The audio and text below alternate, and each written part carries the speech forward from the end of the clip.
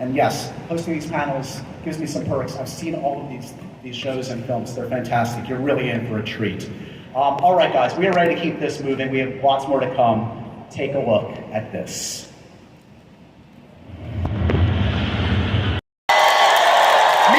Me too. Okay. So what began as a low-key show with a dedicated fan base has truly exploded into a bona fide cultural phenomenon.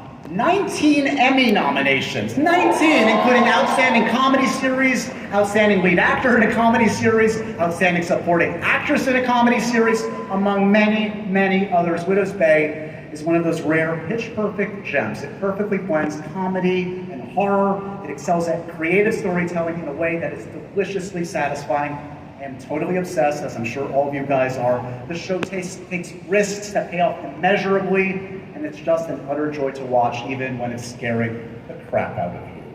And don't even get me started on all the unforgettable performances by this truly dream cast. Lucky for us, we have a ton of seats to fill here, guys. We have a lot of the cast here from Widow's Bay. I want you to make them feel very welcome. I'm so excited to introduce to the stage creator and showrunner Katie Dippold, everybody. Give her a welcome, Katie. Director and executive producer Hiro Murai. Give it up. Yeah! And cast members Stephen Root, the legend. Come on, Stephen Root. Dickey.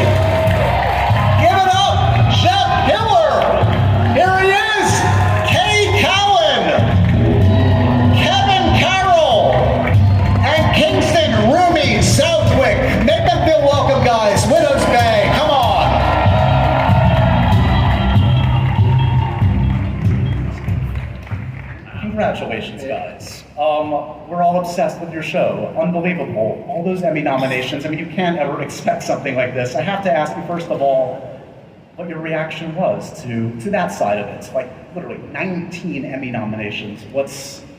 How did you react, Katie? I was pretty floored. That was very exciting. Dale, I think you had the best reaction now. Dear God in heaven, what the hell just happened? The best version of surprise, though, right?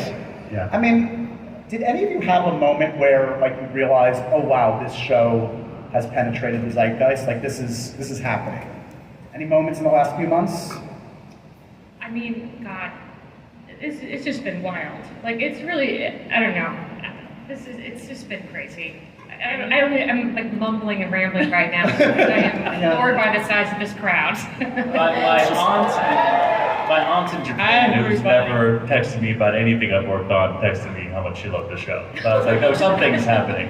Yeah. It's amazing, I think, that it became a water cooler show. You know, day by day, somebody would come up and talk about the show, and then it became this whole thing, and it's amazing.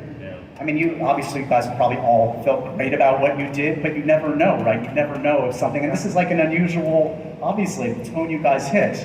It must be so satisfying that your weird, crazy blend of genres somehow just resonated with folks. Amazing. It's fun. Like I would always predict, like, will this show get made? Like when we were taking it out, we didn't know if anyone was going to buy it. But then we've got this amazing group, and but I would never predicted that we'd be at Comic-Con. Obviously, this was always meant to be. Very excited. I mean, this show has been in your head for a long, long time, I know. Talk to me a little bit about, I don't know, how it compares to your initial ideas for the show, how it's evolved from here all the way to back then. So the first version was a spec for Parks and Rec, but it was more, it started off that everyone knew was a haunted town. There was no Wick in that version, which is a big difference. Blasphemy. Really? Yeah. Steven's angry. I can see. He's Burn every copy. I love you. Okay. I mean, the show, as I alluded to, it nails a very specific tone with its unique blend of comedy and horror, and yet it all just feels like just normal and like it works somehow on screen. I'm curious, like on set, how did it feel? Like, did you all feel like you were on the same page immediately with what you were making? Well, I think that's what Hiro did. You know, he put us all on the same page, walking the line between comedy and horror and drama. And I think the tone of the show is everything. And if you get the tone of the show, you're going to get the show. For the rest of you, Jeff, Kay, all of you, I'd love to hear just like what it felt like on set in terms of like, did it feel like, oh yeah, we're nailing this very unusual tone, or were you surprised how it turned out? I felt like every time I did something wrong, they would say, "Don't do that." Now, that was a good guide rail. First of all, I was never on set mostly with anybody else except Matthew. And so I just felt like, this is pretty cool. So it just felt kind of normal to me. I couldn't tell about anybody else. It all just seemed to me like we were regular people, weren't we? I think one of the first conversations I had with Katie and Hiro, we discussed trying to figure out what is the tone of this thing we're trying to do. And the further we got along into the process, I figured out that all of the answers were in the connections with the cast. If you trust the connection, the tone will reveal itself. And I think we started there and went forward. I think it's really interesting because I don't think any of us know what we're doing on set most of the time, but I think that the collective knowledge that like we're gonna do this and we're gonna do the best to our abilities is just good to create that sense of family. And Katie and Hiro really did that, and just thank you guys because look at what we did. Look at where we are, right? Crazy. I mean, one of the things I think that like really resonated with folks, it's really resonated for me, is like it has such a lived-in quality. It feels like Widow's Bay is like a real palpable location, despite it being, at times it's heightened and fantastical, but it does feel like a place you could visit. Can you guys talk a little bit about just creating that kind of grounded reality, Hiro and Katie? I mean, I just go back to our initial conversation, and whenever we're talking about the world building, Katie would always be like, I know this sounds psychotic, but like I would stay in that haunted inn, and like I would want to get a coffee at that diner. And so, yes, the horror is there, and it should be sort of off-putting to be there, but I think there's like an inherent coziness, and like you love this place, and so I think that's part of the DNA and what makes the show so watchable, I think. I would like to be killed there. Yeah. I would like That's your goal? Yeah. That's why you did the show, to create a place where you can die. Yes. Right. We've all seen the show, but let's get a little reminder. You brought a clip to show today, Katie, yes? What are we going to see? You're going to see a clip from the episode 102 at the Inn, directed by Hiro Murai. Heard of him. He's pretty good. Let's take a look. Widow's Bay, everybody. Nightmare fuel for the day, everybody. You're welcome. Any children scarred forever by this panel? Just happened. Well done. Yeah. Fun. Matthew. Originally, the corpse was there with just a different shirt, and then Matthew was like, "Oh, he should be wearing a shirt like I'm wearing." And then wardrobe ran and quickly got the double for his shirt and put it on him. Very fun. That was all Matthew, yeah. Love it. Amazing. Iconic. Instantly iconic. Well, don't tell Matthew I said this, but Stephen, is Wick the hero of the show? I feel like he kind of is. How did this character strike you on the page, and what did you want to bring to him when you started to read what he was all about? Well, I played a lot of heavies in my life, and what's wonderful about this character is I can bring some humanity into him, and I think that's where we started at the beginning. That you've got to really care about this character. You have to see how tirelessly he's trying to protect the people on the island, and I love being myself a little more in this role than in a lot of other roles I've done. So I think it's about kindness, Yeah, it really is. Thank you for giving this amazing actor such an opportunity. He's amazing. It's amazing. Quick, Stephen Root, everybody. Emmy nominee, Stephen Root. Well deserved. Jeff, let's talk about Dale. He's tried to be supportive in Tom and Patricia throughout the entire season, but at the end, he did lose it, it's fair to say, in the shelter. What do you think? According to who? Didn't mean any offense, I'm so sorry. What do you think caused him to crack in the end, and would you have cracked if you were there? I mean, to be fair, that was a pretty screwed up movie he had to watch. I probably wouldn't have been quite as dramatic, but I would have freaked out too. Talking about eating people and stuff. I support it. Not right. It's not right. Kevin, I mean, I guess Bashir is maybe the most sensible character on the show. We could argue, and I mean, he does shoot a woman in the back, so we have to hold that against him, right? But do we think he's still fit to be sheriff, given everything that's happened?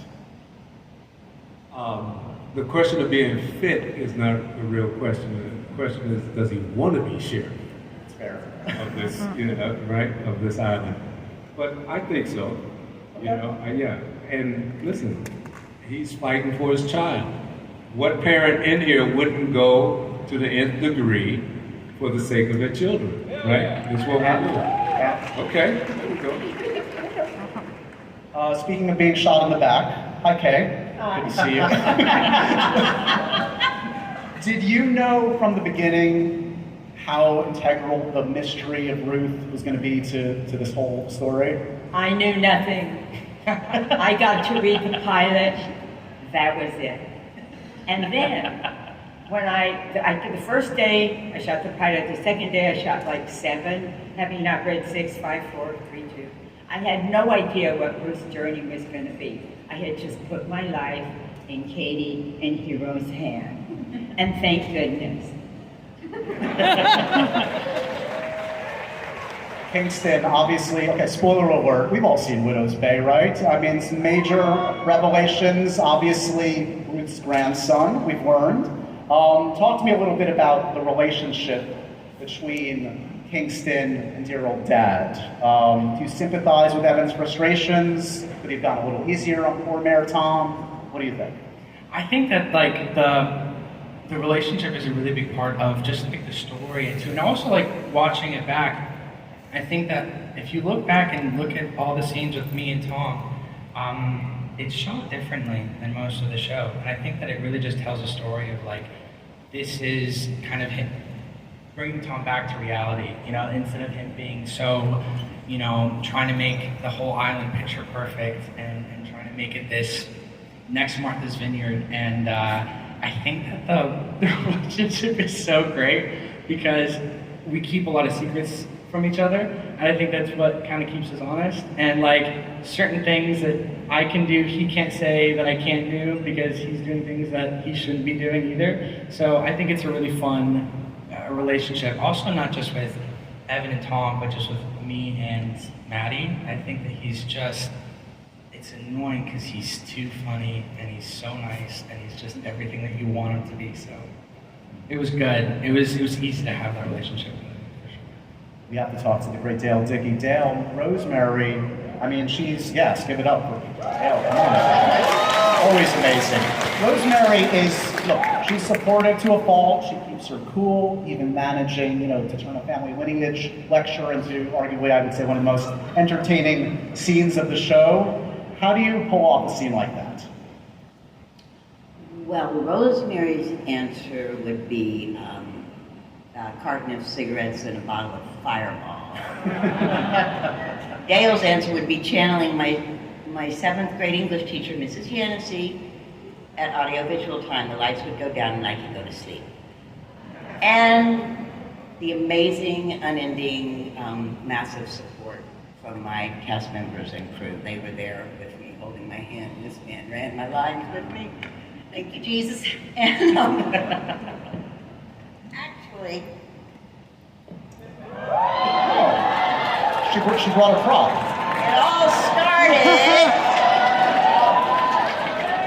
with cannibalism.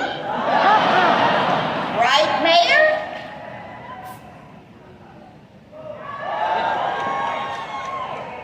No, we don't talk about cannibalism. We don't talk about cannibalism. Why, hello, Matthew Reese. Give it up for Matthew Reese, everybody. Hello, John. Welcome to Hall H, Matthew. Let's talk about Mayor Tom. How do you think he is, how effective is he as a leader, would you say, in your estimation? I think his effectiveness certainly would be down to the islanders to judge. I think his enthusiasm is without question, without doubt. He is enthusiastic to the nth degree, and he wants the very best, not only for the island, but for those who live upon it. And so I would choose enthusiasm over possibly effectiveness. This is fair. Talk to us. I mean, you balance like all the balancing act of this show, slapstick and sincerity, so damn well in this. Can you talk to us a little bit about how you found that balance for Mayor Tom? I didn't find anything, Josh. That's how I live my life. My life is a balance. My life is a balance of slapstick and farce. And so it seemed makes sense. Let's talk most importantly about your mushroom trip episode. How was it? Did you go method? What happened?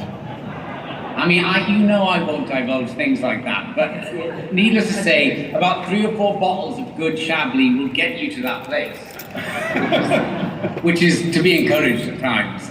It was a lot of fun.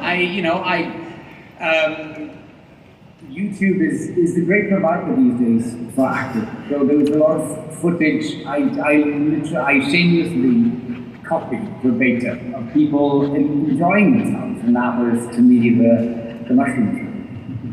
You absolutely nail it. We appreciate you zooming in from your undisclosed location. Give it up for Matthew Reese, everybody. We love it.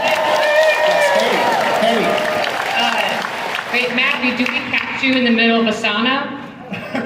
Yes, you did. Although I did keep my shirt on for this. Don't pan down, whatever we do. No joke. Matthew, thanks again for joining us. Give it up one more time. Matthew Reese, everybody. So for our panel here, look, there were so many fun wink and you'll miss it details sprinkled out throughout the series. And the nature of this show is like everybody's obsessing over all the details. Is there something that you've been excited to see the fans discover and obsess over in the show, Katie?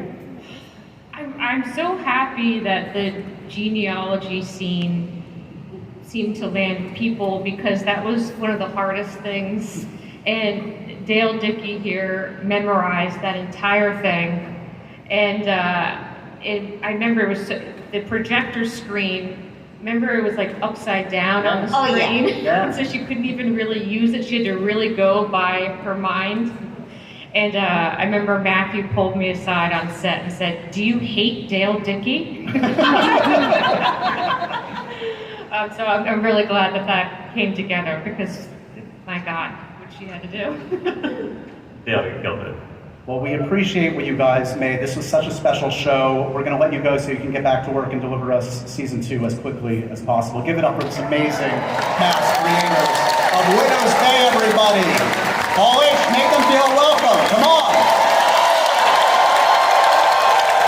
Thank you, guys.